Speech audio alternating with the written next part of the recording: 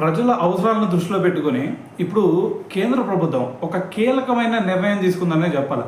అయితే ఆ నిర్ణయం ఏది భయ్యా అంటే, ఇప్పుడు మీలో ఎవరైనా సరే ఒక బ్యాంక్కి వెళ్ళి అక్కడ లోన్ తీసుకోవాలనుకున్నారనుకోండి, ఫస్ట్ వాళ్ళు ఏం చెక్ చేస్తారు, మీ సివిల్ స్కోర్ ఎలాగుంది అనేది ఫస్ట్ చెక్ చేస్తారు.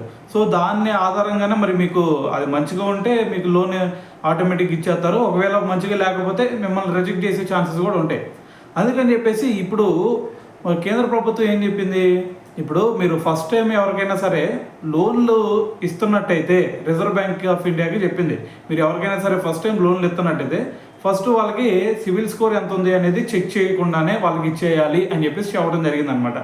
ఎందుకు భయ్యా ఈ డెసిషన్ తీసుకుంది అంటే, ఏం లేదు, ఇప్పుడు మీలో కొంతమంది జాబ్ హోల్డర్స్ ఉంటారు కదా. సో మీరు జాబ్ హోల్డర్స్కి ఏదన్నా ఒక ఫ్రిడ్జ్ కానీ లేదంటే వాషింగ్ మెషిన్ కానీ ఏదైనా కొనాలనుకున్నారనుకోండి, అది కొనాలనుకున్నప్పుడు ఫస్ట్ వాళ్ళు ఏం చేస్తారు, కొంచెం డౌన్ పేమెంట్ కొంచెం కట్టించుకొని దాని తర్వాత నెల నెల ఇంత ఈఎంఐ రూపంలో కట్టండి అని చెప్పేసి వెళ్ళిపోతారు. అయితే మరి ఆ ఈఎంఐ రూపంలో కట్టాలి అంటే మరి ఇక్కడ మీరు జాబ్ చేస్తున్నారు, కొంతమందికి ఏం జరిగింది, వాళ్ళు క్యాష్ రూపంలో కూడా ఇస్తూ ఉంటారు. సో మరి క్యాష్ రూపంలో ఇచ్చేటప్పుడు మరి వాళ్ళు ఈఎంఐని ఇక వెళ్ళి వాళ్ళు ఏం చేస్తారు, డైరెక్ట్గా షాప్ దగ్గరికి వెళ్ళి ఇదిగోండి ఇంత ఇంత అయింది అని చెప్పేసి ఈ నెల ఇంత అని చెప్పేసి వాళ్ళు కడతారు. సో మరి కట్టినప్పుడు అక్కడ మరి దీంట్లోనేమో డిఫాల్ట్గా కట్టలేదని చూపించేది, ఇక్కడేమో మీరు ఆఫ్లైన్లో కడతా ఉంటారు, ఆన్లైన్లోనేమో మరి కట్టినట్టుగా చూపించదు అనమాట డిఫాల్ట్గా. సో అందుకని చెప్పేసి దానివల్ల ఏం జరుగుతుంది, సివిల్ స్కోర్ తగ్గుతుంది. సో మరి సివిల్ స్కోర్ తగ్గటం వల్ల ఏమైంది, అక్కడ బ్యాంకుల్లో లోన్ ఇవ్వరు.